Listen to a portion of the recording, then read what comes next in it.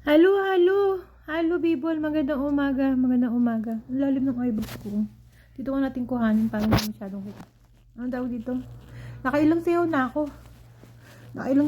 Pero hindi pa rin ako. Uy. Hirap naman pala ng ganito. Tapos doon ka nasa overlooking ka sa dito sa may labas, sa may rooftop kasi yung kwarto ko. Pag tumingin naman ako doon sa hagdan, nagtanaw-tanaw, lalo ako naiinip. Parang gusto kong tumalon. Ano ba nangyayari? Uy! Nakakaingip naman ng walang kasama.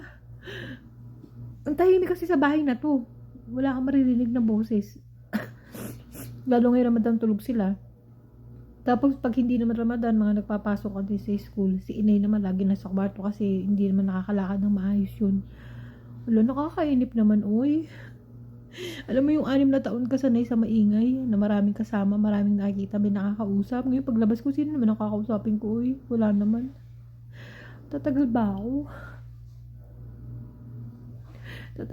Wala. Ang hirap ka lang. Ngayon ko na naranasan to sa loob ng 6 na taon na hindi ko nararanasan na umiyak kasi nalulungkot talaga na na-homesick or Nung nakaraan ditong lately, parang naging ko, naiinip lang kasi gusto kong umuwi na ng Pilipinas magbakasyon. Pero ito naman nararamdaman ko, inip talaga as in, alam mo yung wala kang kausap dito. Kausap mo yung washing machine lang na tumutunog kasi naglalaba ako.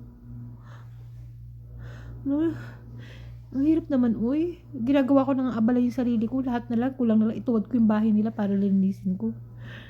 Wala talaga, uy. Tatagal ba ako? Kasi ang problema naman kasi, uy, ano bang gagawin ko? Ang hirap naman labanan. Sa ang utak ko, uy. Wala man lang makausap. Washing machine lang na yun.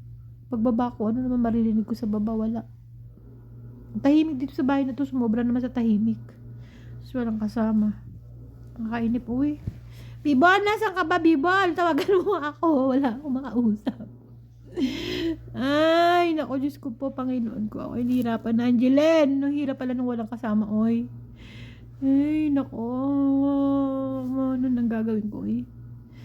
Naku po. Hindi kaya susunod na video ko nang sa Pilipinas na ako. Okay na sa mental. Ang bat naman, oy. Kaya ko pa ba? Kala mo yung mabigat dito, oy. Naiinip ako.